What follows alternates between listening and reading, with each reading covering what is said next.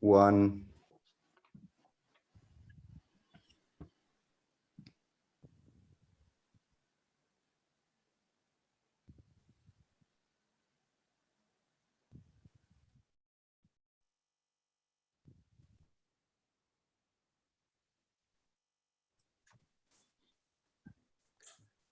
It's now 0. Ladies and gentlemen, let us start with our program. Welcome you all at the conference Together and Side by Side, Religious Communities and Civil Society in Southeastern Europe. The conference intends to reflect on the engagement of religious communities with civil societies in Southeastern Europe after 1989. The reason for the conference has two intentions. First, we will know what the situation was in the last decades and today concerning the subject. And second, the results of the conference should contribute to the reciprocal understanding and serve to keep the peace in this European region.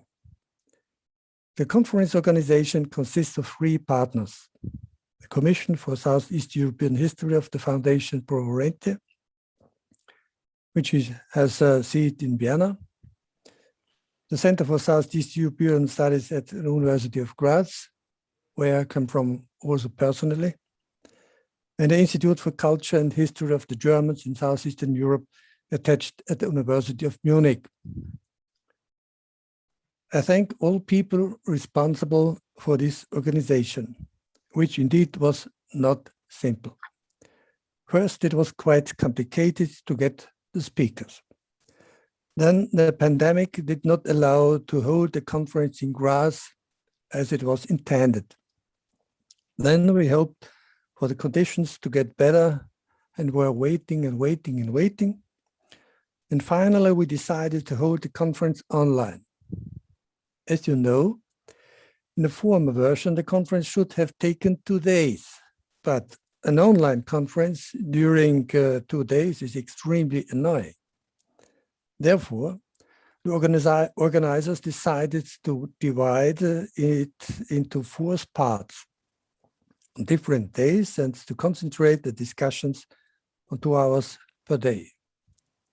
The panels 1 today and panel 2 in 1 week intends to shed light on the practice of this relationship, through which we may understand how together and side by side of religious communities are possible, when civil society needs play a role, and what the reasons for limitations are.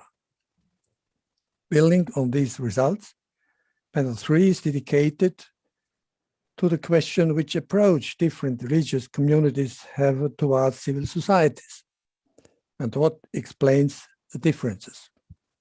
The goal of panel 4 is to finally reflect on the term civil society in the context of Southeastern Europe. Now it is my great honor to introduce the president of the Foundation Pro Oriente in Vienna, Mr. Alfons Kloss. He's former collaborator of the Ministry for European and International Affairs and was finally ambassador in Rome at the Holy See. Mr. Kloss, it is your turn. Thank you very much, Professor Heppner. I thank the organizers, as you said, who have made this online conference possible today, thus adapting to our challenging COVID times. Just a few words about our foundation. Oriente is active in promoting and strengthening the dialogue between the Catholic Church and the Orthodox and Oriental Orthodox churches. While working on theological, historical, and cultural questions, we aim at a closer unity between these churches. And in the current process of repositioning, we also want to underline the importance of contributing together to the common good in our societies.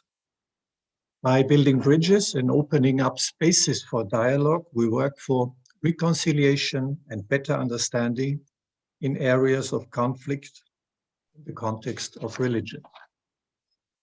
And here comes in the Oriente Commission for the History of Southeastern Europe, which has been one of the main tools of our foundation for these activities. Having been created in 1995 after the conflicts in the area, and after having concentrated mainly on the historical research regarding the underlying factors of conflicts in the region, the Commission is now opening up to a more flexible work, including also a wider range of topics such as sociology, politics, anthropology. We thus want to contribute more directly to the concerns and needs of our societies of today. And I'm very grateful to Professor Heppner, who is chairing our Commission for Southeastern Europe, for having initiated properly this innovative process. And the conference which is opening today seems to me a perfect showcase for this new perspective of the work of our foundation also.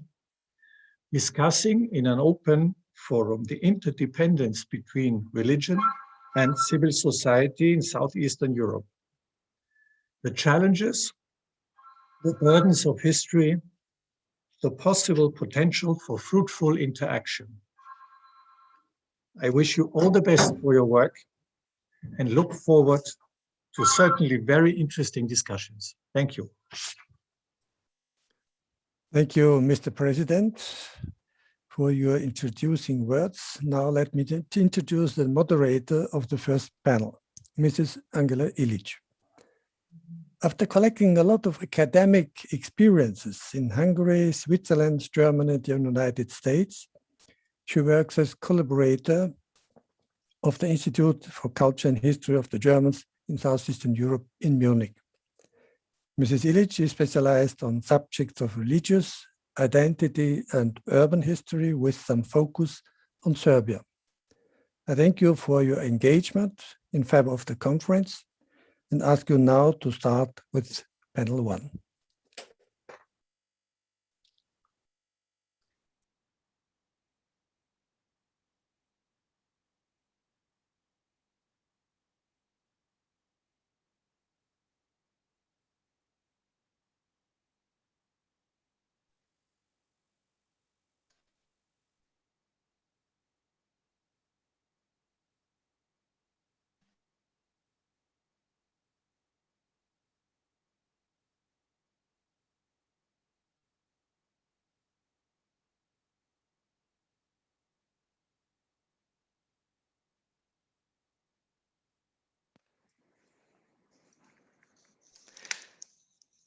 Dear Mr. Heppner, dear Mr. Kloos, thank you so much for your words of greetings and introduction. Now it is my honor to welcome everyone to this first panel discussion, which bears the title, Areas of Cooperation and Conflict, Religious Communities in Civil Society.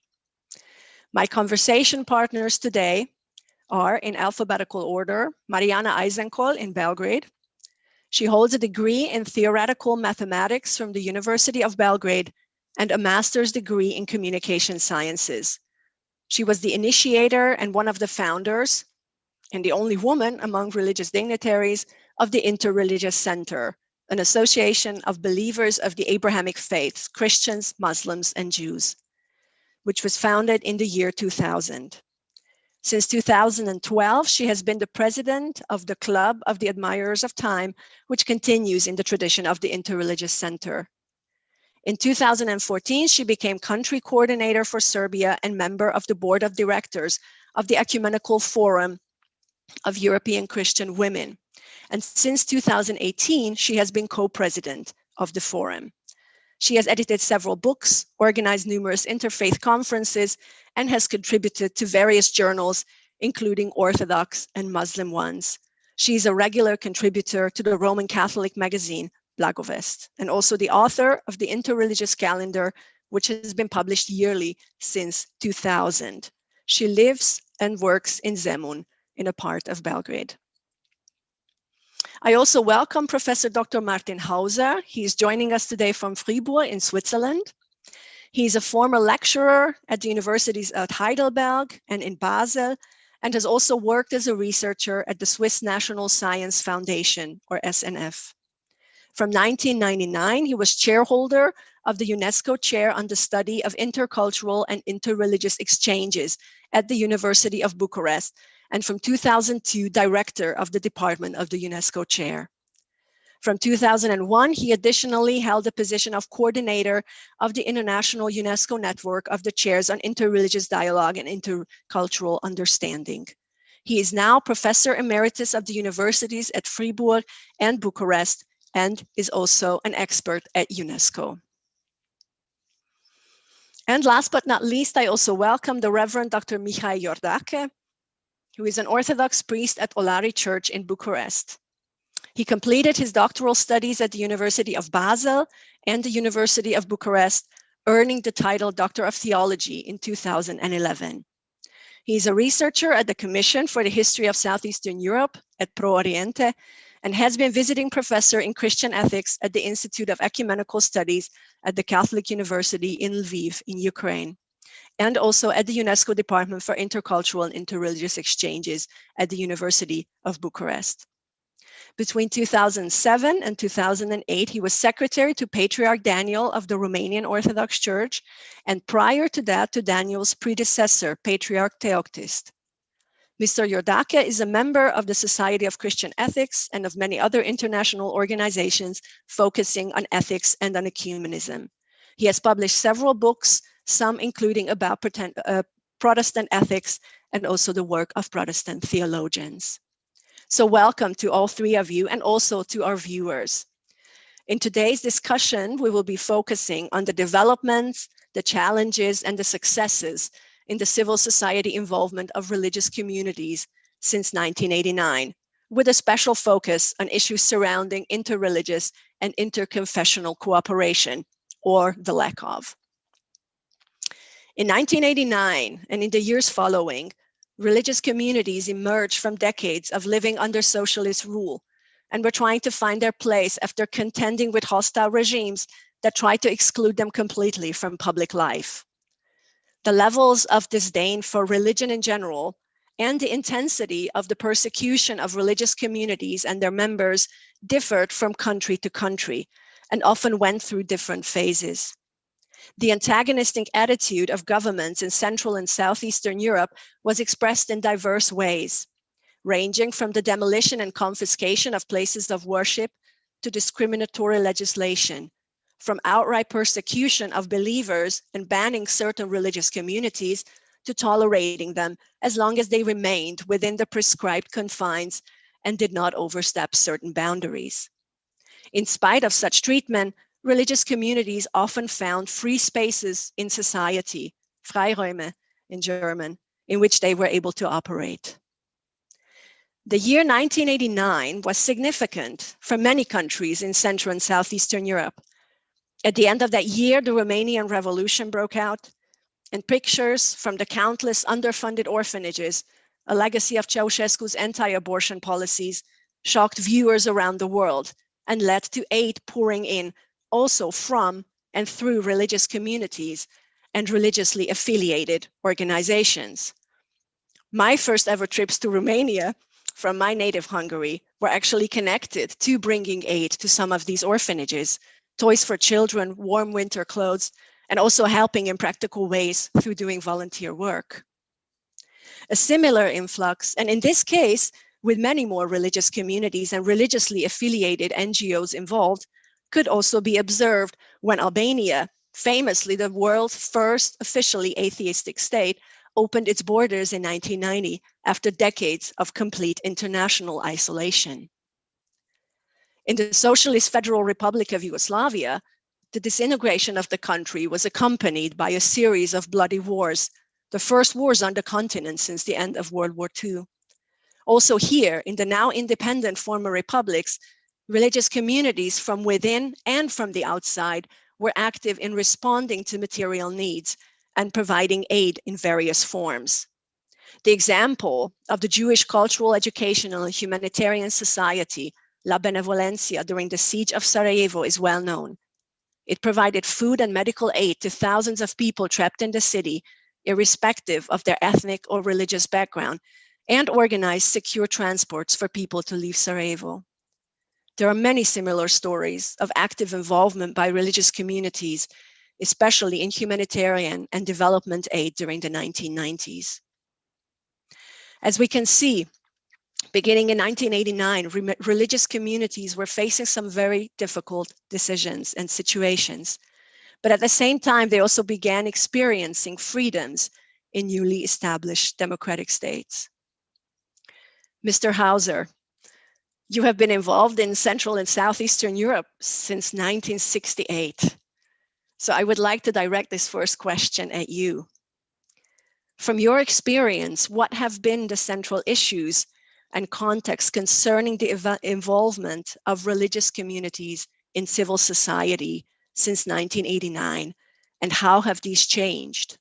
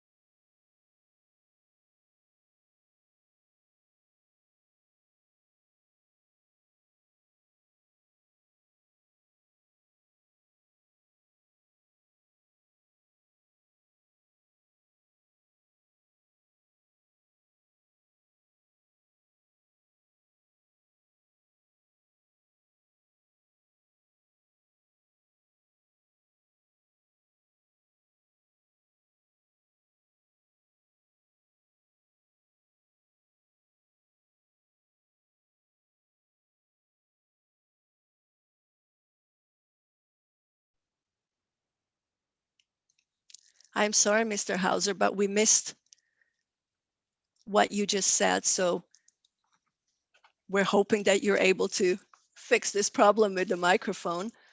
And we're looking very much forward to your response.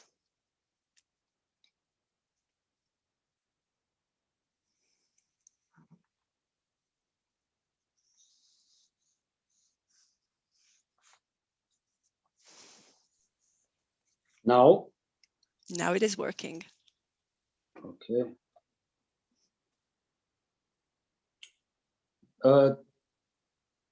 Can you hear me? Yes, we can. Please go ahead. So once again, my first experience indeed was this arrival of the troops of the Warsaw Pact within Czechoslovakia in '68.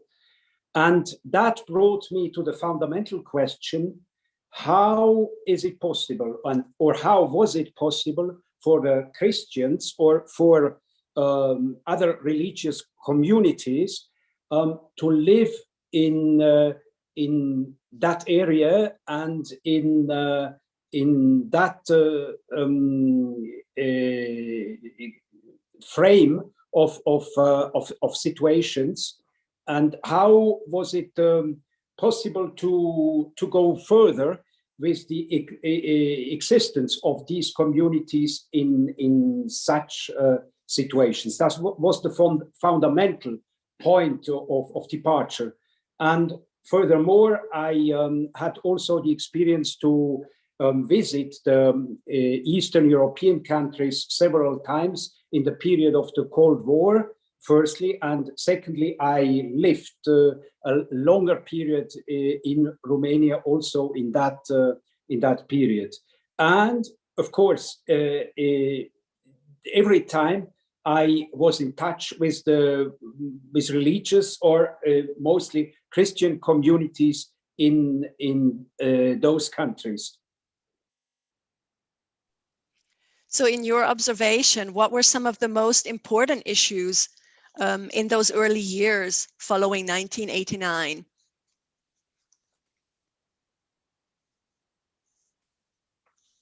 Excuse me, once again, in which years?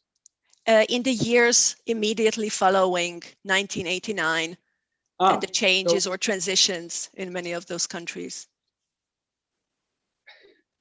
I didn't say anything about the period before 89, because this is, from my viewpoint, also important. Even if there were a lot of restrictions, you said it before in your introduction, there were, for instance, Christian communities in a lot of these countries, not in Albania, of course, but in other countries, and they had some existence of survival, or even more than that.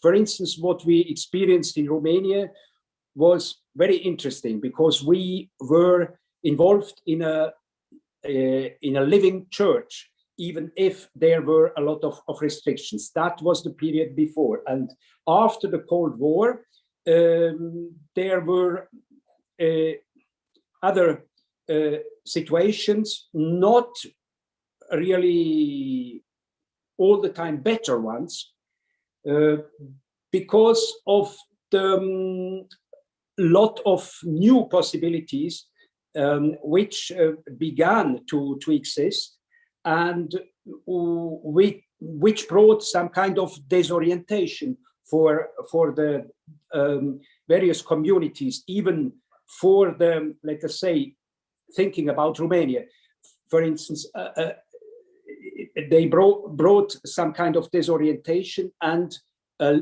less important ecumenical spirit within these countries after 89. So my appreciation of the new situation after the Cold War is a very mixed one. There were, of course, a lot of new possibilities.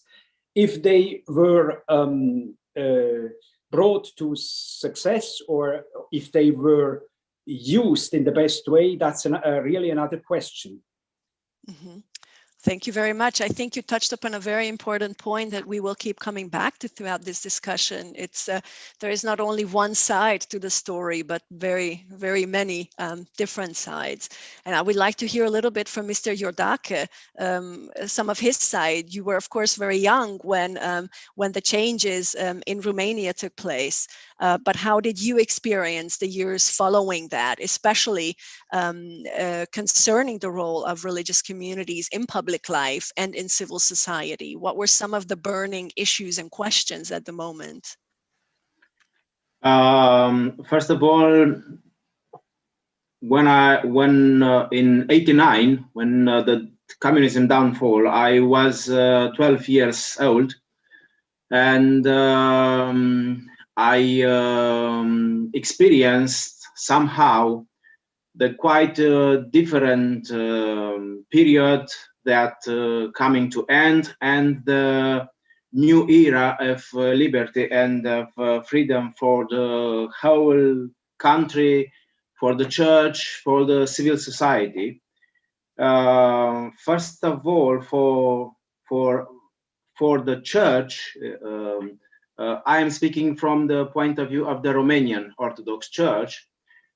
For the church was as a miracle to regain the possibility to speak open to the whole people, and not only to remain inside the churches and the walls, but also to have the possibility to go outside on a missionary activity, also on a philanthropic activity, social activity, and not at least to a stronger ecumenical activity with brothers and sisters of other confessions and religions inside the country in Romania, and especially with the others from abroad.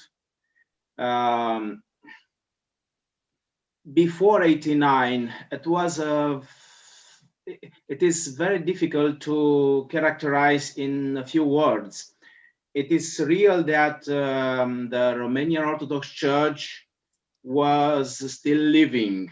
The services special was allowed, but the oppression of communist period was of communist regime was so strong that outside the religious or extra the religious services, there were no anything possible for the priester or for the believers to say, to witness, or to live normally. And in addition, there were many churches destroyed. Also, a few churches were translated. This is the case also of our church, our church in Bucharest, just not to be seen from all the people, or to be hidden by blocks, houses, and so on. And what is more dramatically is that a lot of intellectuals, a lot of academicians, writers, priesters, and sometimes normal people with a vertical soul and a strong belief, they were put in prison, and they were tortured, they were mutilated, and many of them, a lot of them died during this period. But the civil society, so-called civil society in communism, I don't think that it was a civil society in communist period, didn't hear anything about these bad things of the history. And for this reason, for everybody, 89 started as a new world, as a new beginning of something very, very waiting from all the people. It is real, as Mr. Hauser said, that the enthusiasm was a little bigger, and it started a transition period, and not all the ideals and all the purposes were have been succeeded till now. We are after 30 years, but we hope that in the future to come to these purposes made in good. Thank you. Thank you. We will get back to some of the points you mentioned here, but I would like to now invite Ms. Ajzenkol to reflect with me on a very different story that took place in Yugoslavia. There we had, of course, a very different turn of events, and yet there are similarities in the sense of religion also came back into the public sphere. It received a lot of visibility in societies beginning in the 1990s. From your perspective and from your experience, what were some of the most important issues at that time for the religious communities, especially concerning their involvement in public life? Thank you. Thank you for inviting me, and I hope that I will, actually it is my privilege to contribute a little bit to the topic. I hope that I will move ahead. So, as in all communist countries, the relationship between church and state didn't exist. When Slobodan Milošević came, he actually moved from communism to socialism in the 90s. And that negative attitude considering church and state has changed a little bit. It has changed in some certain way, although even confiscated property was not returned. Churches, education, religion education did not return back to educational system. Faculty of theology remained outside the university. But anyway, we consider that it was very first step. Put it mildly, but first step to change. And generally, the attitude of the state toward the religious communities changed, especially since 2000, actually with the democratic changes. So in 2006 was passed a law, and with that law was established relationship between the state and religious communities. I would like you to understand that the situation here is very chaotic. We have traditional religious communities in churches, and some they are not traditional but exist, and sometimes they're very active in the civil society movement or support. But anyway, with that law in 2006, we got 6 traditional churches and religious communities, and the state helped some activities. State really helped some construction, didn't return all property, but some, just to have examples that they are doing something. But state support publishing, some cultural activities with churches, and also assist to clergy and monks in buying some medicine or some stuff for heating. And also the state gives scholarship according to some criteria to secondary and higher theological education. The state and some religious communities have cooperation. It is not just now, but it started, as I said, from 2000. And actually, our center is one example of that partnership. It is a partnership in social issues, but also there is a Caritas from Catholic Church, and there is also philanthropy from Orthodox Church that is supported by state. There are also some plans, especially connected to faculty of religion.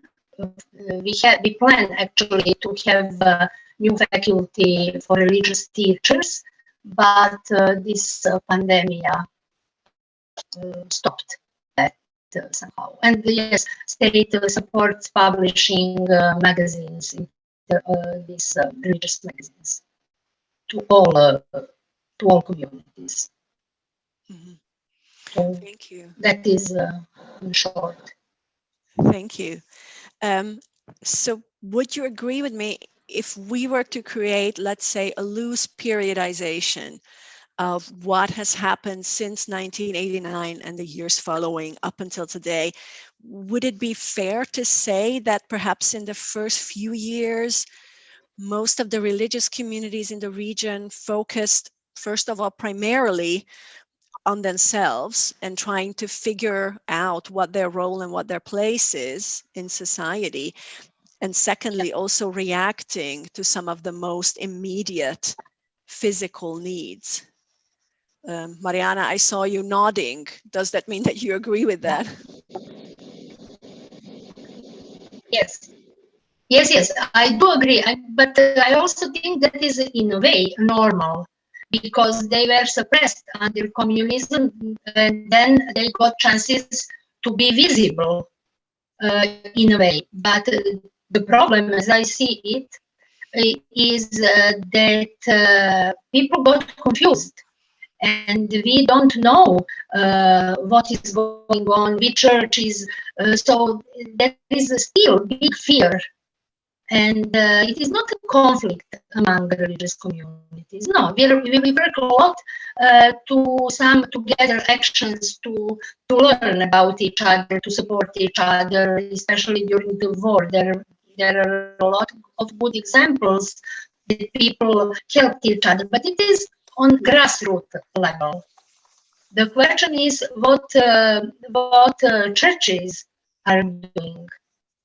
But yes, I do agree. They tried to present themselves firstly. Mm-hmm. Mm-hmm.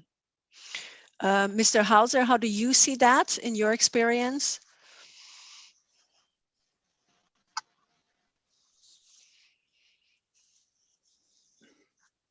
Yes, of course. Even more than that, and not in accordance with what has been said by Father Mihai. I would say the link, the strong link, even in some way, in a theological way, between the churches in Romania in the communist period was annulled after 89. Also, not only because of the absence of the communist state, which brought the churches together and produced some kind of ecumenism at that time, but also because of the fact that there were, after 89, new possibilities, you said it, for each one of the religious communities and of the Christian communities as well, of course. They had their own agenda from then on. More than other views and more than other ecumenical views which were present or imposed, let us say, in the past. So they went really on their own way, which from my viewpoint, and this in accordance with Father Mihai, which from then on were less ecumenical, let us say, than in the years before, in the period of the Cold War. But this must be analyzed and must be detailed. But this is one kind of suffering I experienced personally. This ongoing lack of interest between for instance, the Christian communities amongst them in that period after the Cold War. So I can entirely confirm that there was some kind of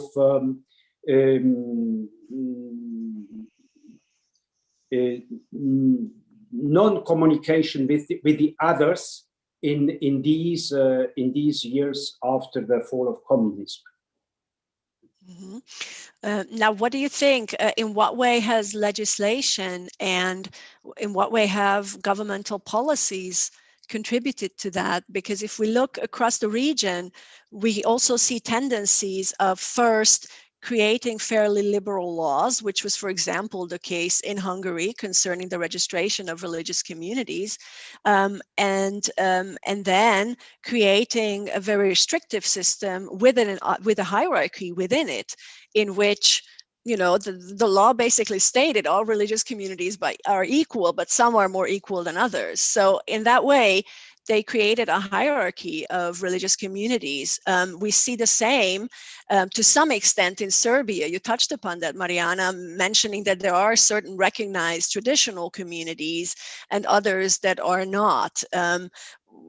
How do you see this influencing, especially interreligious and ecumenical relations, and also the relationship among the religious communities in the public eye? Mr. Hauser. I didn't think about that, but that's really very interesting. And what I can say is that, firstly, Romania, even before the communist period, and also through the communist period, had a had a very interesting religious law, a pluralistic religious law, giving some kind of interesting status to a plurality of religious communities or churches, inclusive the Jews and the Muslims, for instance. This from with the beginning of 1928.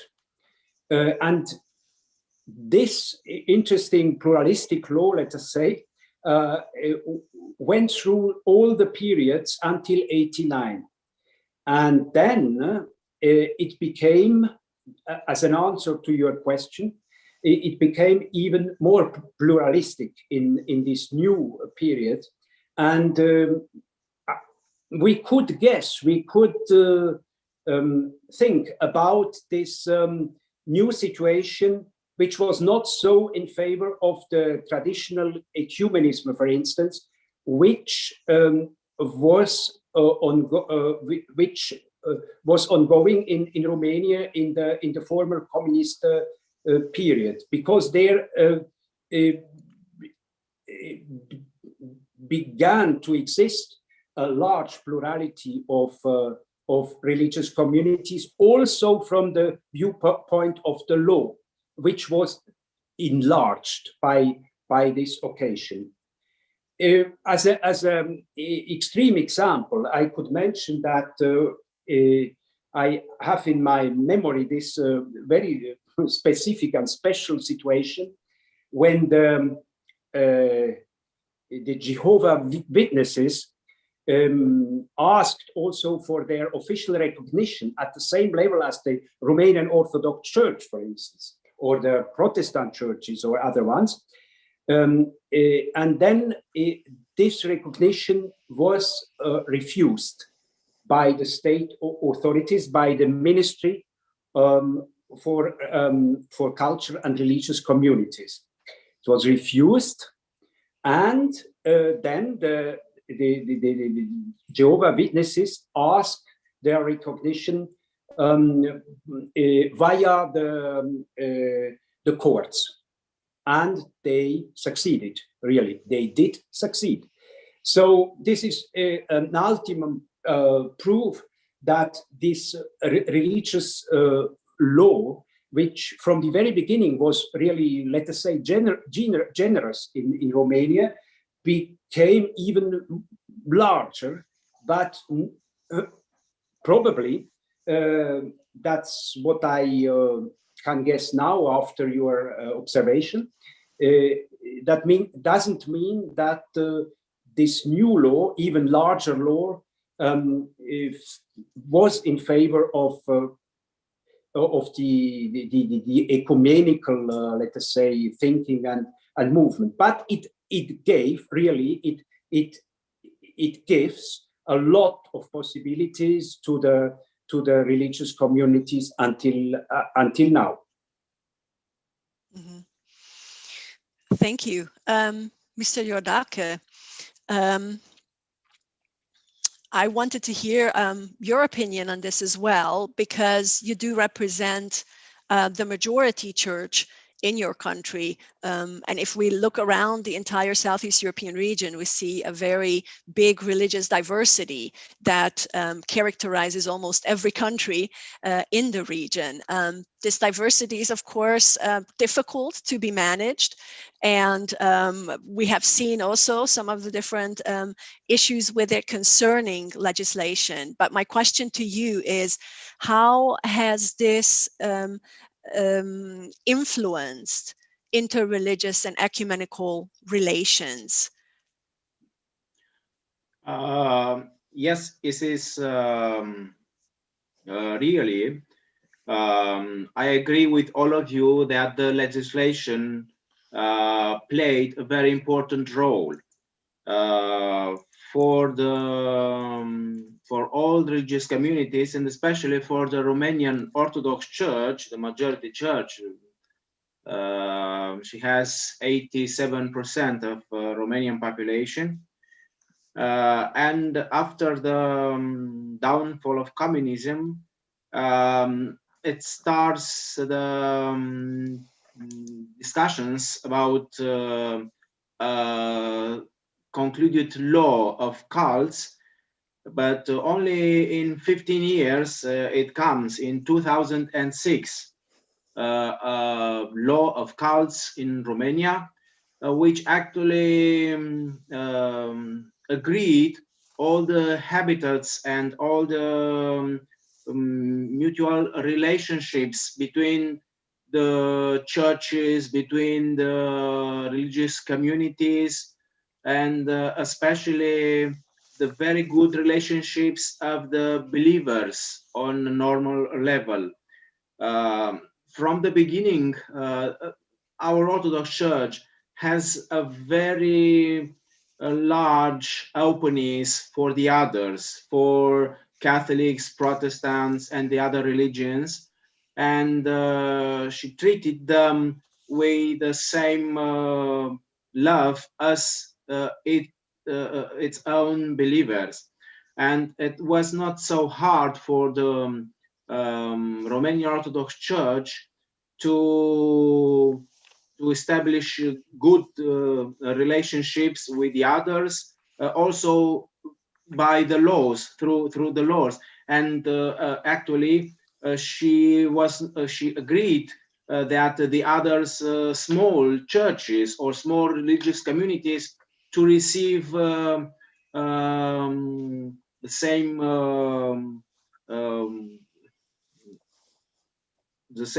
owns and the same recognition as a great church, because all of us are the same in front of God. And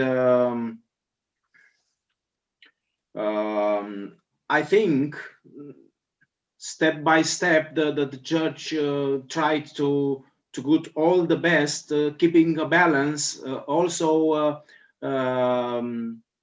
by the normal relationships, and also through the laws, by the laws in Romania, and especially with the other churches and with the other countries as well. Mm-hmm.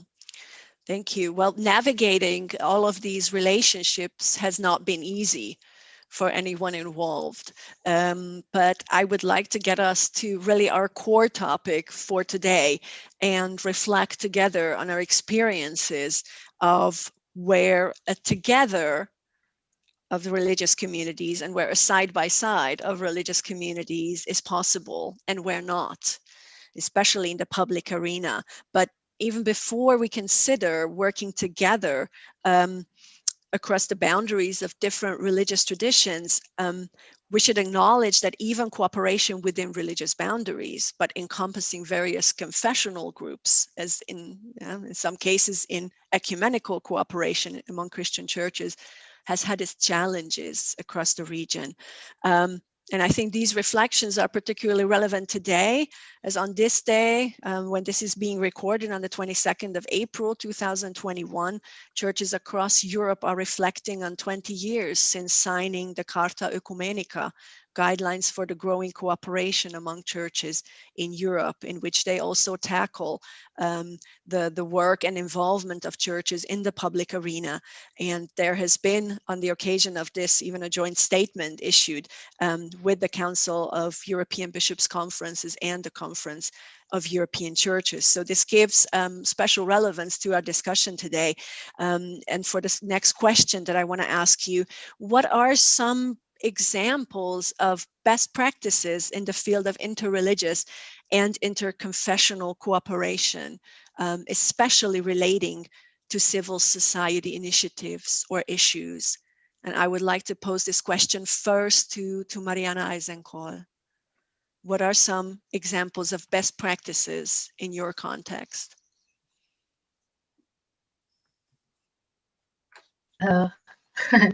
Actually, I have a lot of good memories to this, because since 1997, I started in a way that interreligious dialogue by chance. When I say by chance, it means I didn't plan it, I wanted to do some mathematical research and went to Bishop Lavrenti, Orthodox bishop, who opened, actually I'm Roman Catholic, and it is already inter-ecumenical dialogue, because he said, yes, you can start here doing some reconciliation issue. I said, no, I'm not coming because of that. And he said, yes, be present here. We will have a lot of people from different churches, different religious communities, and we can discuss. That is how started our first interreligious dialogue. So it was 1997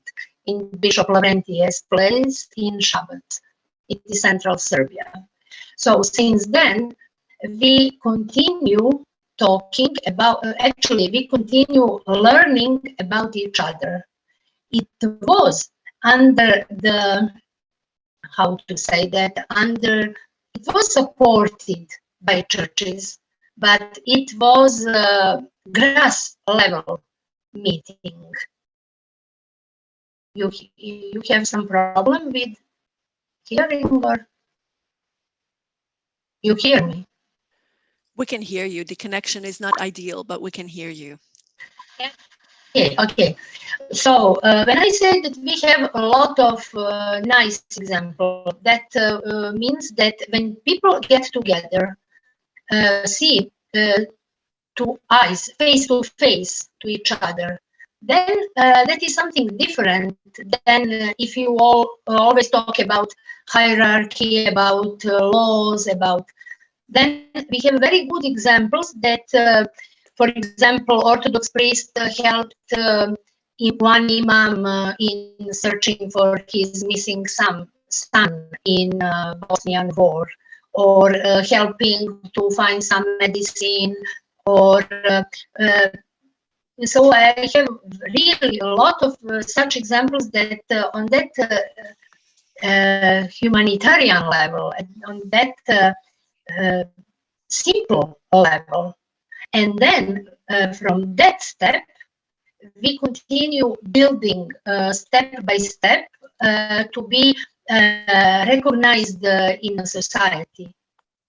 And then, so we started vice versa. We didn't start for law, even we were not registered in that moment when started our interreligious interreligious dialogue. Actually, I was first person who invited the Islamic community to dialogue with the Christians. It was 1996. Mm-hmm. So I don't want to take time, but I have a lot of. We had a football match, Christian against Islam. So we had a lot of fun, actually. Thank you. You brought up a very important point, which is that this was a grassroots initiative. And I think we run the risk when talking about interreligious dialogue and interreligious cooperation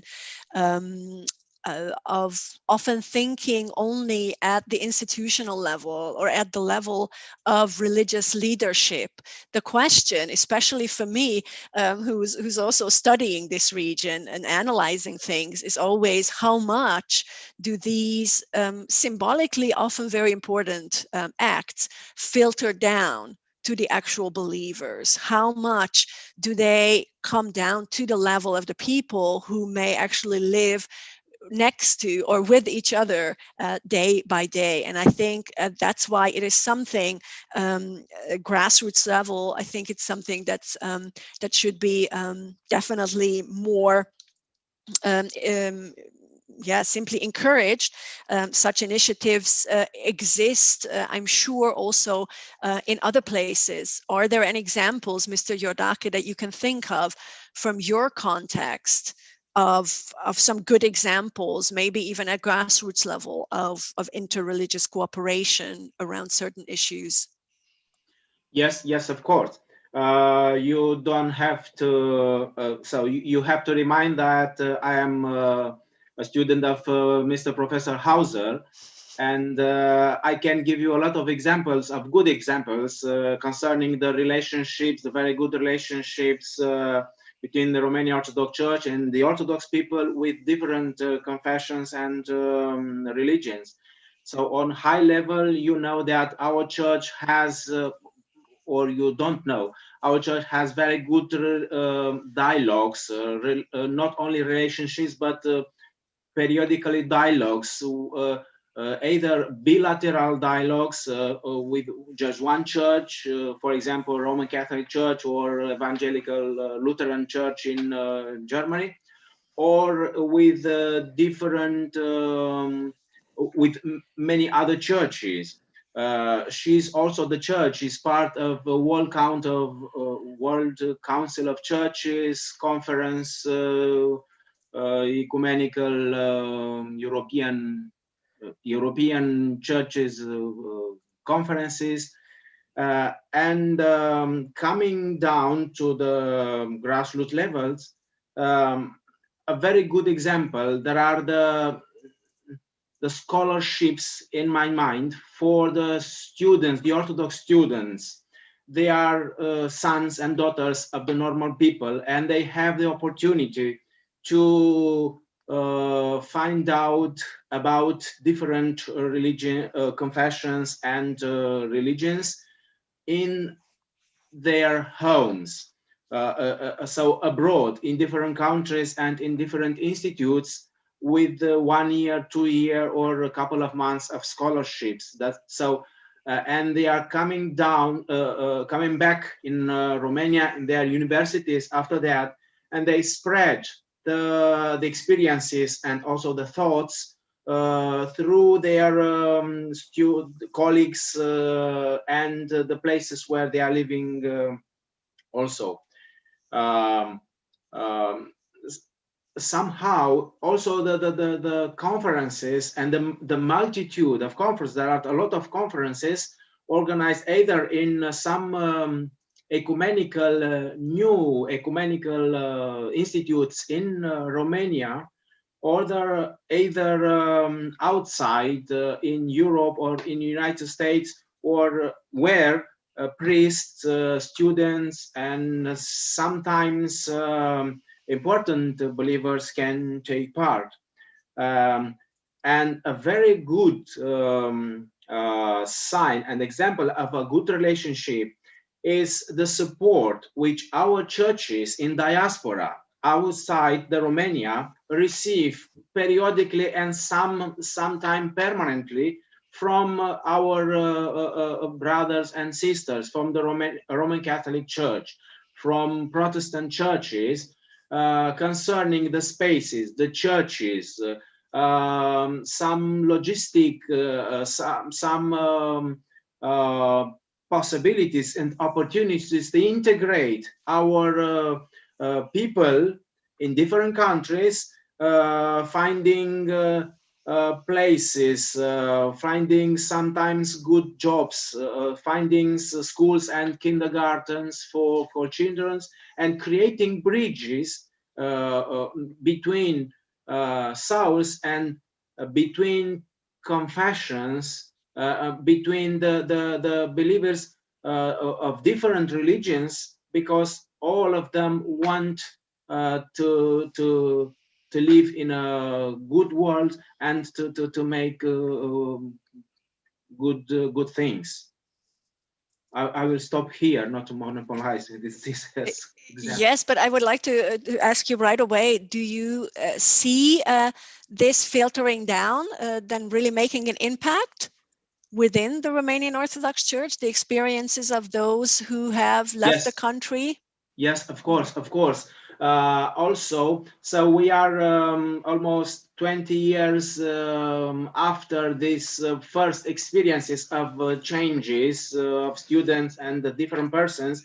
They returned, and they were, and they are still good examples of good understanding and relations with the others inside their families, inside their communities. And we experience today, there is a different understanding, is a different air.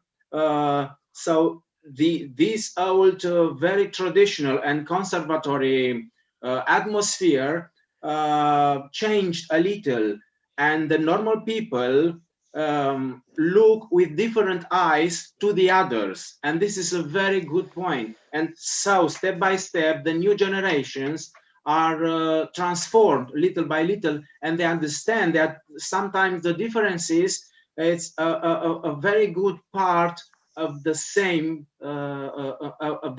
thing, because of history and conjunctures and so on. We feel that, we feel.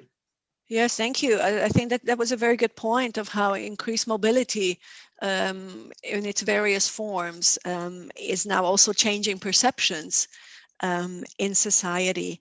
I would like to look at kind of the other side of this coin of interreligious and interconfessional cooperation, because it also interests me to see in your experience, where are the limits of such cooperation?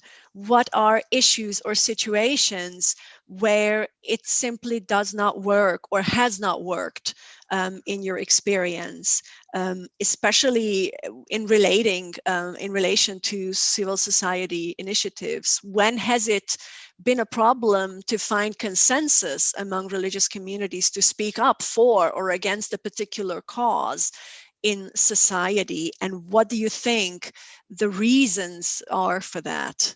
Mr. Hauser, do you have any reflections on this?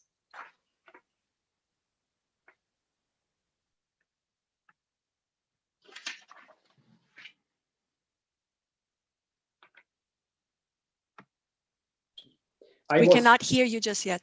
Yeah, I was thinking about what was said before, and I wanted to add something, but positively, let us say. Is it possible, or must we go further? You can answer the previous question very briefly, and then I would appreciate if you could then answer this question about the limits. Can you hear me? Yes, I can hear you. Yes, yes. So you are welcome to very briefly answer the previous question about times past, and I would appreciate it if you had any reflections then on the question about the limits of cooperation. About the cooperation between religious communities and the civil society? Religious communities amongst themselves in civil society concerns. So I'm thinking of particular issues, speaking up or against particular causes in society. There are very diverse examples of that, but in which situations, in your experience, has it come to limits and did not work, and why? But firstly, I wanted to say, in relationship with what was said by Father Mihai, I think that the stimulation for ecumenism, for instance, coming from outside via the students, it was spoken about that, is really very, very important. So the stimulus coming from outside, because of the reasons we have spoken about before, there were some not understandings between the religious groups, religious communities, and if we can overcome them by and via these students going outside for studies, thanks to scholarships and so on, this is really a very positive and very important point. And I would say this was also one of the main aspects of the UNESCO chair within Bucharest University, because we had the possibility to bring the students in contact with the outside world via scholarships or via other methods. And that permitted to give a new impetus within the Romanian situation, even between different communities, even religious or confessional ones. So this outside aspect, I consider it very, very important. Now, concerning the limits, I would say now I am retired, and I try to follow the new evolution also in the Eastern countries, but I'm not involved directly. It's more to Father Mihai to speak about that. Then let's ask him.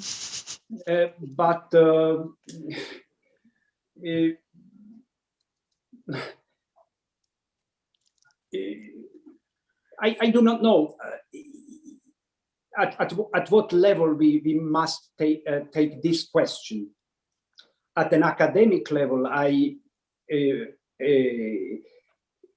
have in mind a former project we had, for instance, at the Black Sea coast as a UNESCO chair, linked to Fribourg University and linked to Bucharest University. We had this project, and the aim of the project was to understand what is the relationship between the Muslim community at the Black Sea coast within Romania and the Romanian Orthodox Church, for instance, and even the involvement within the civil society. Generally speaking, the result of this study was very positive. It was some kind of paradigm for Europe, and in the frame of that project of that period, because the relationships were positive and constructive. But it was a study at the university level, and it was some kind of academic work. Now, what it does mean in a very concrete way today at the Black Sea coast within Romania, I cannot tell about that. But we were really, as a UNESCO chair within Romania, basically we were involved in interconfessional and in interfaith dialogue. First in Romania, of course, and furthermore, as a coordinator of the international network for UNESCO chairs, even in an intercontinental way. And then that brought to us also all kind of religious chairs, in the sense that they were chaired by Muslims or by Christians. And we had all these people together. But what does it mean from a very concrete viewpoint, and what is the impact upon the civil society for UNESCO and for international relations? Certainly this network has become important in some way. But what does it mean in very concrete situations? And that matters. What it means in very concrete situations, I cannot appreciate it really. Okay, so let's pass this question on to Mr. Iordache. Maybe in your experience, you have seen this cooperation come to its limits. Can you tell us about those experiences? Yes, I have in mind now two limits. First of all, unfortunately, the secularization of the civil society, and the second one, it's a small antagonism concerning the points of view and the strong relationship of religious communities and churches and the civil society. Concretely, vertical versus horizontal. First of all, we receive an impressive idea about the sometimes limits in our intentions as normal believers, to say, because of a strong somehow secularization of the people, of the the people of the civil society. Can you tell us in one short sentence what you mean by secularization of civil society, just so that we all understand what you are talking secularizations, the minimalization of belief in God, and the minimalizations and somehow the loss of belief in all the others' beliefs that are coming from this truth.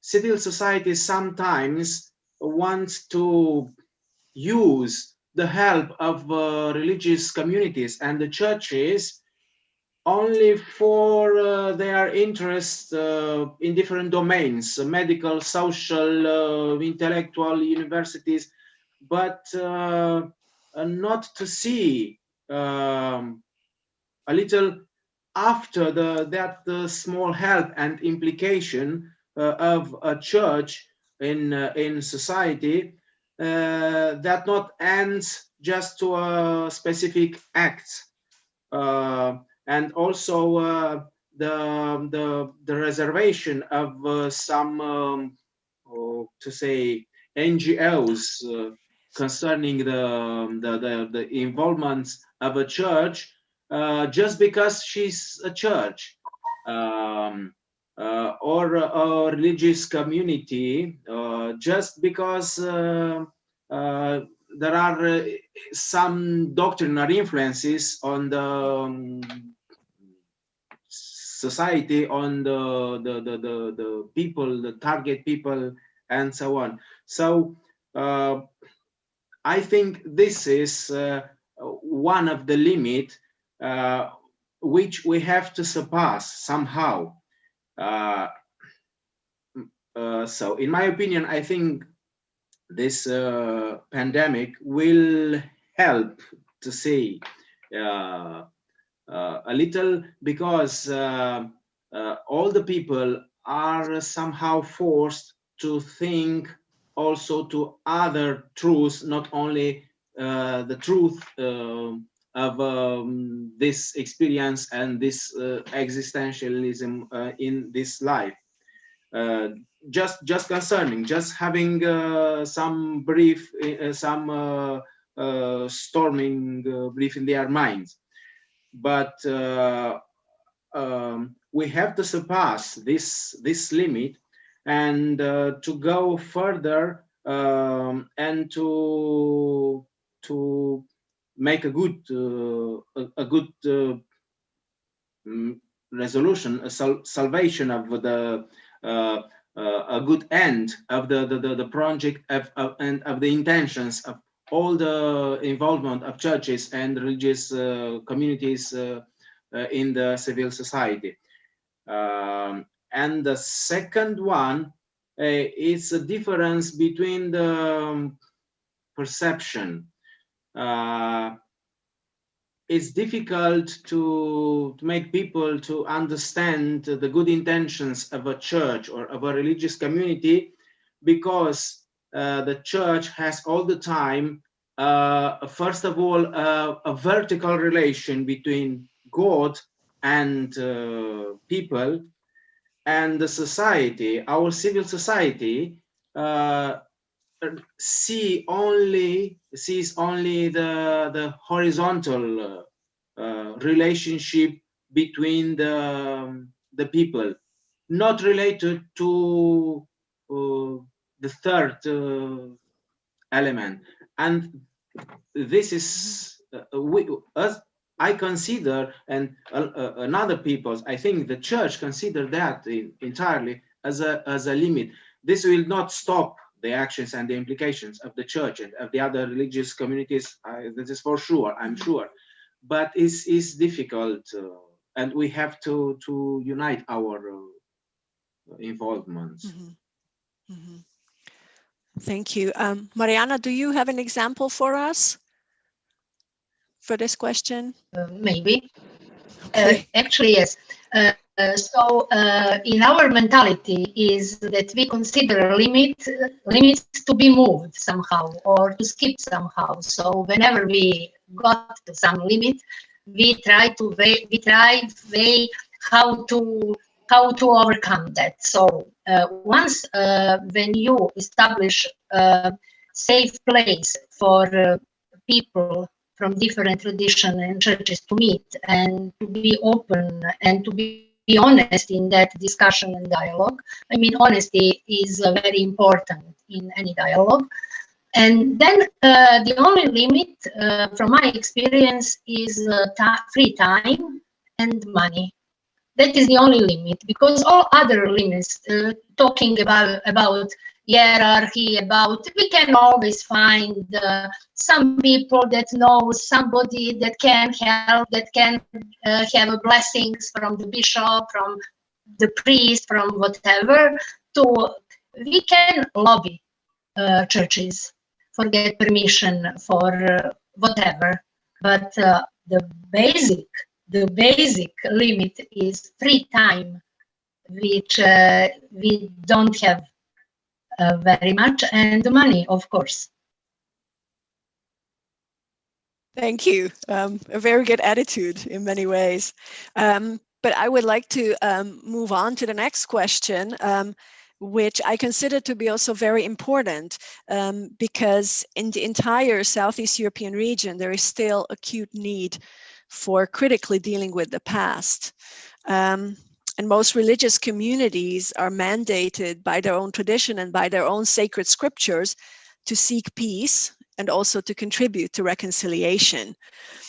Yet, efforts at exploring the past and asking questions about complicity with oppressive or authoritarian practices among churches, religious communities, or their leaders have unfortunately produced vastly different reactions and have even led to some controversies and often to a lot of resistance within the religious communities themselves and in society at large.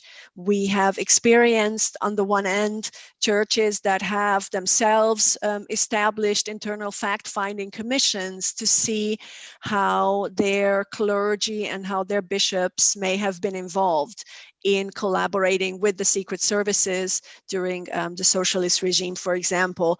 But we have also seen religious communities who simply refuse to do that and say, no, we were only victims in this process and in this situation, and there is no complicity to be researched. This we have seen throughout the whole region in many different situations, and we have already had one question as well from one of our viewers to Mr. Iordache, but I think it is directed to all of us participants. Can we even really talk about martyrs and people who suffered for their faith when churches and religious communities, and I think this was a generalization coming from the question because it needs to be differentiated, but there has been collaboration with authoritarian and oppressive regimes. And of course, in the situation of former Yugoslavia, this question is even more emotionally and politically charged due to the wars and genocide and other forms of total brutality that took place and even played itself out among members of various religious communities. So I would like to ask all of you, maybe beginning with Mr. Iordache, since this first question was directed at you from our viewers, reflecting on your own context, what have been some of the achievements in this field of churches and religious communities dealing critically and self-critically with the past, and what challenges remain? Yes, of course, it's difficult questions for the whole people and for the whole churches, because during that difficult period in communism, the church survived with a lot of oppressions and different martyrs, victims. But unfortunately, there were sometimes as a small intentions to find good or better ways for the whole church, for the whole national church, having some small collaboration with the old regime, but in the direction to choose the small loser, the small bad thing. They sometimes at the higher level, the patriarchs had and the metropolits, bishops, had some negotiations to save churches or important priests or intellectuals, and they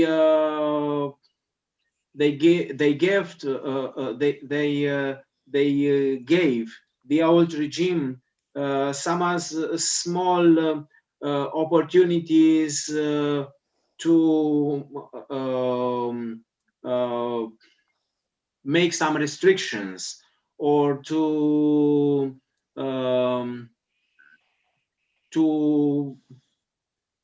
close some monasteries, old monasteries, but not to destroy them, to sometimes to close a church, or they agreed to translate some churches instead of destroy them. But in generally speaking, this was not a collaboration with the old regime in the sense of trading the truth of the church, but just to keep a very good balance, not to be all the churches closed, or not to be restricted for the old people to enter the churches. For example, Patriarch Justinian, he was the Patriarch of Romanian Orthodox Church between 48 and 77. In the last decade, he chose to write himself the predicts, the homilies, preachings, sermons, the sermons of priests, and they just to read them in the churches, not allowing to different priests to say something wrong against the regime. So just keeping them all safe after an umbrella of a redacted of a sermon on the paper, because he was afraid of a very good priest to say something against, and after that against the regime, and after that to enter the church. There was, of course, a lot of accusations coming from the civil society against the hierarchs, against the theologians, but honestly speaking, the most of them were not justifiable with justificable documents or truths, just simple accusations, but a small collaboration with the old regime until a limit.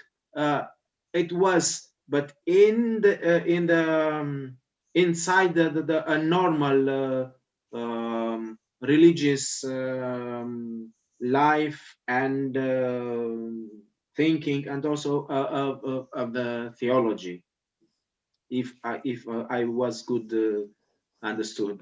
Mm-hmm. Yeah, I think it is very difficult to talk about this question within a short period of time, because we don't have the time to really differentiate among many different motivations and many different things. And it is impossible for us from this historical distance to reconstruct the motivations of individuals for doing such things if it's not documented.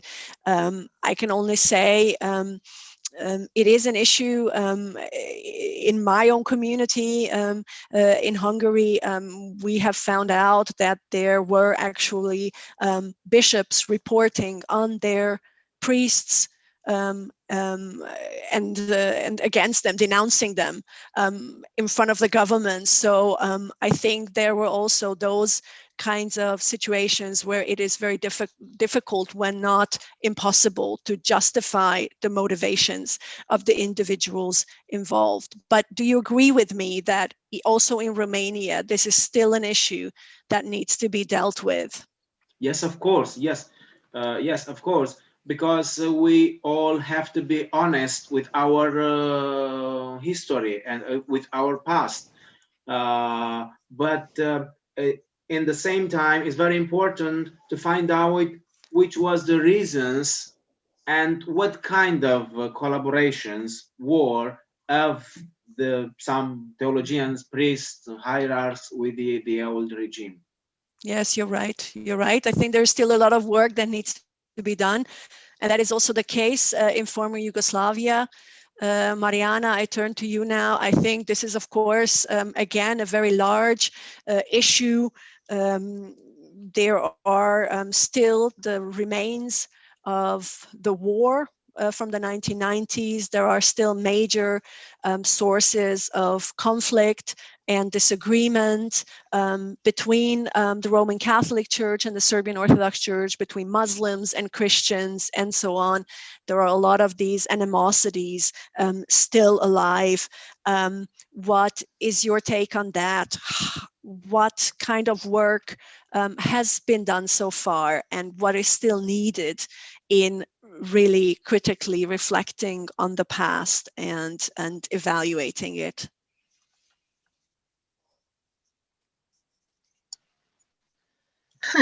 It is very hard for me to, I cannot explain, because really that is so complicated and I cannot see end of that is going to be never-ending story in explanations, because every now and then we have new papers, new witnesses, whatever. So I would prefer to focus on next step. How to overcome and to try to live normally, carrying that burden on because all of us are somehow involved, all of us are in a way victims, and because we from that war, which Serbia claims was not war, Croats and Bosnian claims differently, whatever. I think my idea would be, and my actions would be, how to overcome that. What to do with tomorrow? Not always to talk about, because whenever we come to some point, we say, oh yes, but 20 or 50 years ago, during the Second World War and during the this and this. So I mean that must stop. And I see art as a way of doing it, because we have a lot of good examples. Maybe Proanima choir from Bosnia, we organized right after the war. They came to Zemun, to Belgrade, to sing on the from different traditions. And that mixture, I think that is important. And for example, earthquake in Croatia, showed how we need each other, because right away people from Serbia helped people in Croatia, and now in Serbia we have a new patriarch, Porfirije, and he used to be metropolitan in Zagreb in Croatia, and they said, oh, our metropolitan, our bishop is now your patriarch. For me, those are important things, rather than always talk about war, about really, and about, I'm not going to mention even Kosovo and that, because then it is another bomb. So that is my attitude.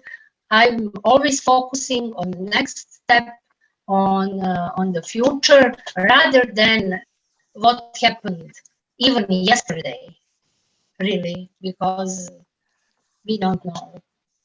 And very often it is used for gain some point, for something new, and for manipulation. So I would skip that, please. Mm-hmm.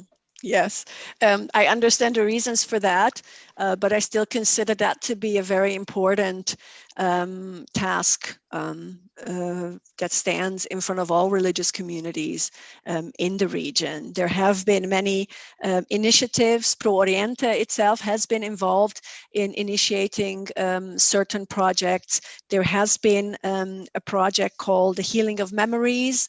I'm not sure if you know of that. Those of you who are related to the situation in Romania, it was something that was initiated out of the Transylvanian context, but it was also presented in the different regions in Romania and even beyond. In other countries, they brought it to other countries, some of the neighboring countries among Romania, basically with the intention of bringing religious communities together and walk through some of those pains, some of those issues from history. And also as a closing step, Marijana, just as you are advocating for preparing for a future together. Yeah, but just I can add, one should be very sensitive touching that issue, because just talking about victims, and I mean that is nothing new. If we talk about reconciliation, we should think about right way, because people here, we are exhausted. We are completely exhausted of war, of reconciliation. On that, we need some fresh air, and that is why. Because then you come to the point when you count your victims, my victims, his victims, and we are talking about. I mean that is we don't move. So. Yes, you're right about that. I think there is a great need for constructive ways of going about this, and that still remains a challenge for the future, also for the religious communities in the region.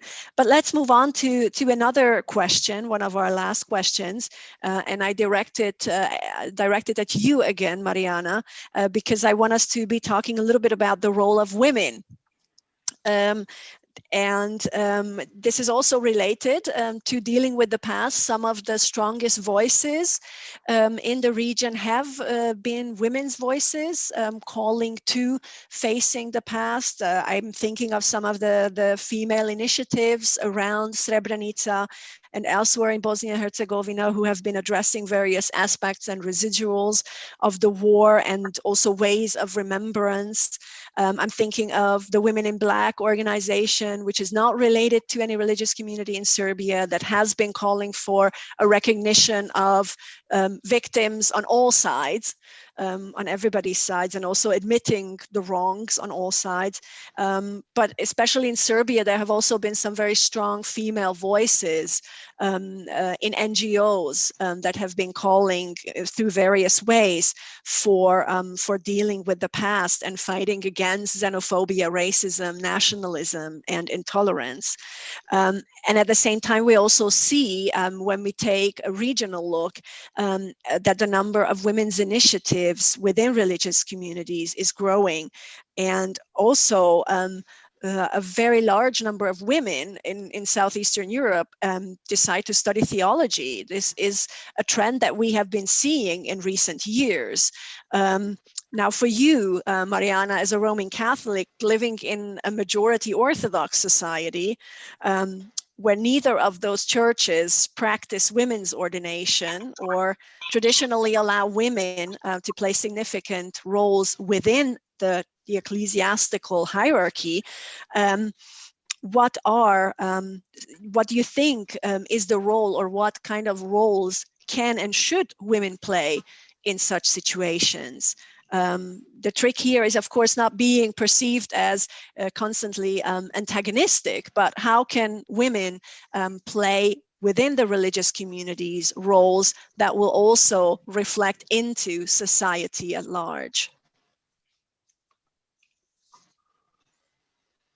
It is again very important and very complex issue. Actually, you can organize all conference just on that one question, because talking about women, what is identity of women? If you ask religious communities, or if you ask churches, or if you ask some women NGOs, or that is completely different. And I think that it was Pope John 23rd that said that emancipation, maybe I will translate it properly, that emancipation of women should be read as a sign of time. And I personally am not sure how properly we are reading it. And what is church? Is it still a museum of some old forms, keeping women in that position that she was 100 or 1,000 years ago? Or should move a little bit? If you ask traditional churches, Orthodox, Catholics, some Reformed traditions, or Islamic community or whatever, they wouldn't agree. I mean, they would say that role of a woman is right. I mean, because even in civil society, women is considered being oriented for a family, for care, for something like that. But there is a strong voice in, I'm not going to say that feminism, because feminism here in Serbia has a bad connotation, though there are different types of feminisms as well. So personally, I do think that it is very important, again, to find a right way to present and to be visible. It is very important to be visible in the society and to be recognized as a let's say, stable voice, as a relevant voice for the problem. Because women in black, which I agreed with their initiatives really very much, sometimes they are not seen very well, because of that way of presenting the problem. The way of presenting the problem is also very important. But I also understand them, because sometimes you have to scream to ask people, pay attention on me, I have a problem, or we have a problem. So that is why it is a sensitive issue. But I think it is very important to have that continuity, not just to have from time to time some discussion, but to be present and to be visible in a society, in a civil society as well, with initiatives. No matter, it doesn't matter how small initiatives, but just to be present, as well as in the churches, because I can see differences, and I can see some small steps ahead, but they are still small. But I mean, who am I to judge? I want to be satisfied, but then yes, I am, because we manage to move ahead. we managed, I mean, when I say we, I am talking about our club, about our interreligious center. We managed to overcome some boundaries, and that is something that we could be satisfied. So tell me specifically, because you were also involved in hosting the General Assembly of the Ecumenical Forum of European Christian Women a few years ago in Serbia. I would be very interested in knowing what were or what are still today the most important topics that you talk about, and particularly what are the topics that interest the women in Southeastern Europe, because this organization, of course, covers all of Europe, all the way into the Caucasus. But what were some of the very specific issues that you have been grappling? Yeah, actually, it was one step that all of us should be very satisfied. I mean, Serbia and Ecumenical European Forum, because it was first time that such an event happened in one Orthodox monastery. Orthodox Church is seen as a very conservative, and it is conservative, and very tough, strict, considering in hosting different people, different tradition in their own place. But we managed to host 120 women from 23 countries, and the topic was from the book of Esther, if I remain silent in this time, which means actually what I already have said, that it is very important to talk, to exchange experiences, and to realize that problems of women or within religious communities in Serbia, in a way, are similar to some others, but in a way, they're completely different. Priorities of women issue in Serbia is different than priority of women issue in Europe, in Germany, or wherever. So that was very fruitful exchange, and not just in some issue, as we talked about experiences and about, for example, women body in commercials, women body in movies, or violence against women, which is an issue as well. So that exchange. What were in one sentence, what were one or two of perhaps the most important topics where you said we must speak up about that?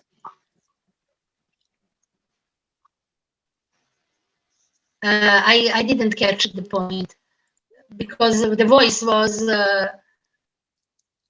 What did you ask? Let me repeat it. I'm asking, so what exactly did you pinpoint as the most important things? We must raise our voices about this and this. What were some of the top issues? About violence against women, and that was the main topic. And of course, women being present in church, or about ordination of women, but the most important was violence against women. Okay, thank you. We are coming to the end of our discussion before we open it up for questions from the audience. But I would like to ask my conversation partners one last question, with the request of trying to give me a very, very short answer, just the most important words.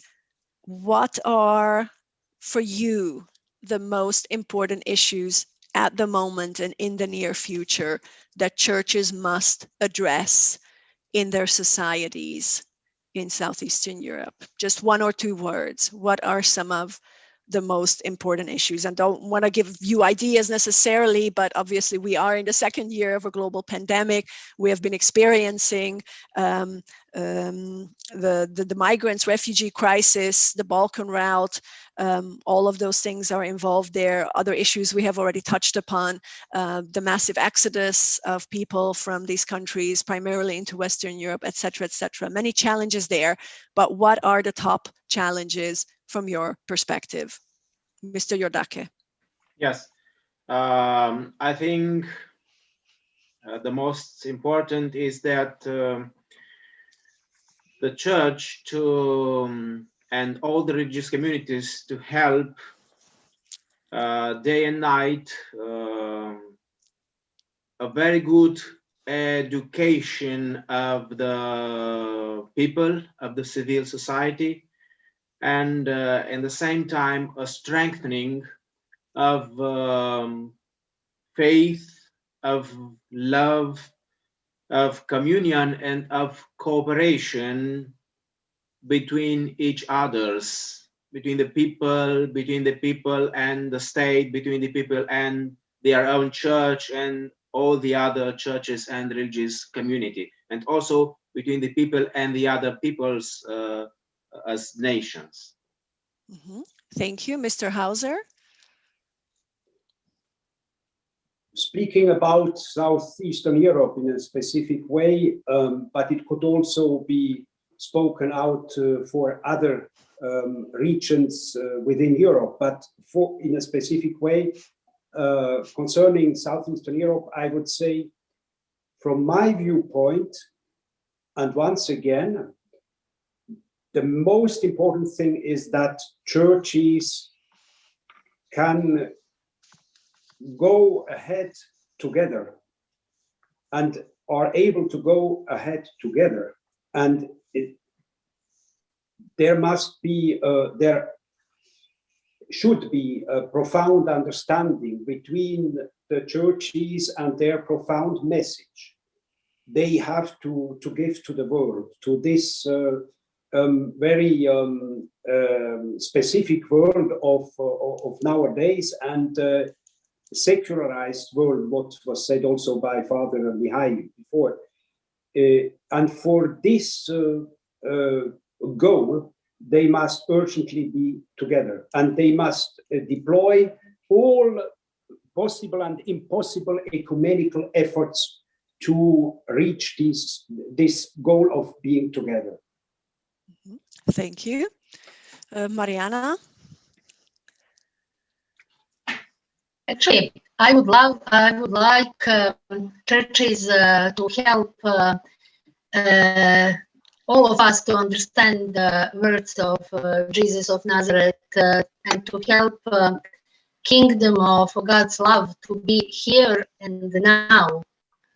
For us, is very important now and here, not just in eternity, but now. It would help churches, but it would help also us. And what are the steps, as I see, to continue to be present and visible in civil society together, in some simple actions, step by step. But it is important. So that is my expectation, actually. Thank you. So you are all united in a sense in your wishes for calling for more unity.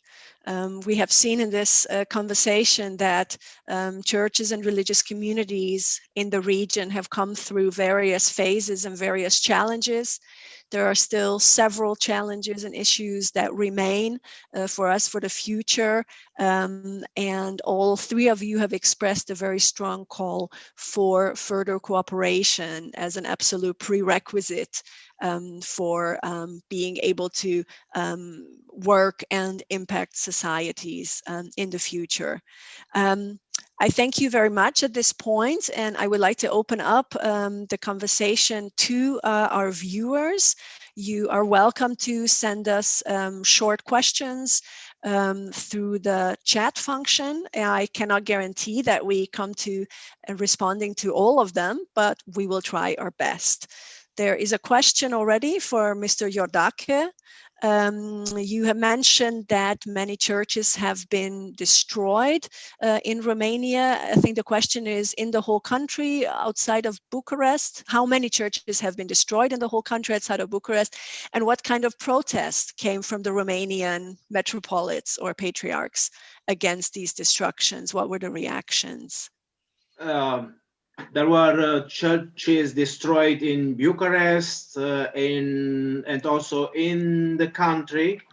Unfortunately, I don't know exactly the number of the churches, but between 10 and 20 churches were destroyed. And actually, there was not possible to be a reaction of the patriarch or metropolits or bishops against the churches, because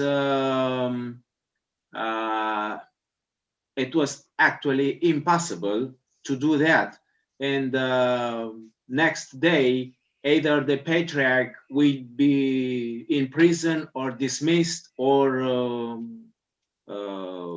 exiled, or and it was not possible to react somehow in the court or to different institutions. No, was a very, very restrictive politics situation in Romania till '89. I see. Can you tell us about the time frame? When did most of these church destructions take place?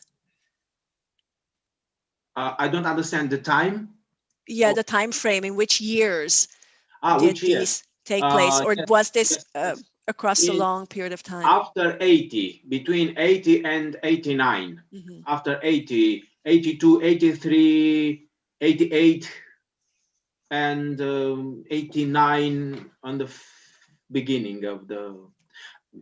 many of these churches were reconstructed today, mm-hmm. But for some churches it was impossible because there are some new buildings and blocks. For example, for the most large, second large building in the world, House of Parliament, House of Building, House of People in Bucharest, they have to destroy 2 or 3 churches and to translate another 2 churches, 1 monastery and 1 church. For this, I see. Yes, and of course there were also other environmental projects that often led to the destruction not only of churches but even of whole communities. And with that, we are at another question, which would really interest me to hear from you about. What about environmental issues? Today, the 22nd of April, is actually Earth Day. It is something that is observed globally. What kind of a role have environmental issues played in recent years for the religious communities in your country? Can you tell us about that? Yes, yes, of course. Okay. I studied a few years in Basel and Switzerland, and I came back in Romania with a very strong environmental feeling, and myself, with my family, with my relatives, and everyone intended to change the things, to recycling, and to have to take care of this planet, of this earth. And step by step, I discovered after that, that was in 2004, that also in our roots, many church fathers talked very good about the relationship, the inner relationship between the believer, the human being, and the nature as the creation of God. Saint Maximus the Confessor is one of the very good speakers from the Easter fathers about the importance of the nature. He said that we are saved not alone, but with the whole nature. So we have to take care of the nature. Generally speaking, the whole Orthodox Church, and I observe much more to the other churches, Catholic and Protestants, they made good steps for the environment, trying to educate the people to take care of everything, not to be as the last people of this place. So it's a very good place, very good intention and mobilization. But normally we are in Southeast Europe, and the steps are sometimes with the limits. We talked about the limits, non-educated people, and sometimes the believer not educated, but we have to transmit and somehow to help them, not to force them, but to help them to take care of everything, to recycle everything, especially their minds, of course. So the churches and religious communities can also be involved in this Yes. in this issue in society. Marijana, how much of a conversation topic is this among the religious communities in Serbia?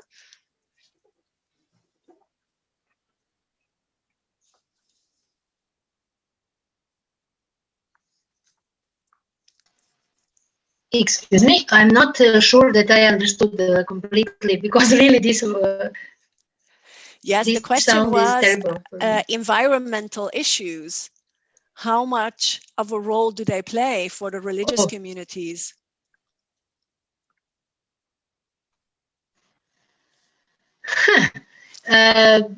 It is really, again, complicated issue, but because we have really a lot of problems that churches are not complaining, but supporting fight for ecological problems. Really, because we have, especially after bombing, we have a lot of health issues because of this uranium or whatever was pushed here. So churches, and also a lot of problems with the water, and churches are part of that, but not very strong. That is more civil society issue, and some different NGOs. Though it could be seen as an issue of believers, but not as an issue of churches. Mm-hmm. Yeah. They fight more for their properties to be returned rather than so. I see. And then if we don't have any questions from our viewers at the moment, I would have one last question. And again, this is not fair to you because it is too big of a question to try to respond to in just a minute. But what about the relationship of civil society and religious communities? I have heard some of you express that you seem to consider religious communities separate from civil society. Is that the ruling view in your communities? How is civil society seen today? I know civil society as a concept has also gone through changes in the region. In many ways, it has also been demonized. In general, it has become almost a bad word in some situations. We've experienced this in Serbia at times. We've experienced this in Hungary recently as well. How are churches and religious communities related to civil society in your view and in today's reality? You asked me? Yes. You asked me? Okay. As I said at the beginning, we have traditional, we have recognized religious communities in churches, which is Orthodox, Serbian Orthodox Church, connected to as a national church, Roman Catholic Church, Slovak Evangelical Church, Reformed tradition, and Jewish community and Islamic community. Those are defined by law. By law. The other religious communities, as Baptist, Anabaptist, Pentecostal, whatever, a lot of small communities, they are also involved in some initiatives, but they are not very well accepted because there is always a thought, are they some sects or not? What are they doing? So, though, for example, Bread of Life, that is with Baptist organization, they are doing a lot of good initiatives. And sometimes civil society supports them, but anyway, among ordinary people, they are seen as maybe they could have different issue by helping. So that is always a sensitive line among them. But as I said at the beginning, there are a lot of initiatives that civil society and the state supports, really. Thank you for that. We now need to close. We have come to the end of our time together. I would like to thank all three of you for taking part in this discussion. And I would also like to thank our viewers who have followed us via live stream. Remember, this first panel discussion is only the first in a series of 4 events. So we hope to see you next week, where we will continue with similar topics. And I think it is fair to say that we have covered a lot of ground today and also discovered a lot of topics that still require discussion. And hopefully it is something that we will be able to continue in other fora. Thank you for taking part in this, and I wish you a good day. Bye-bye.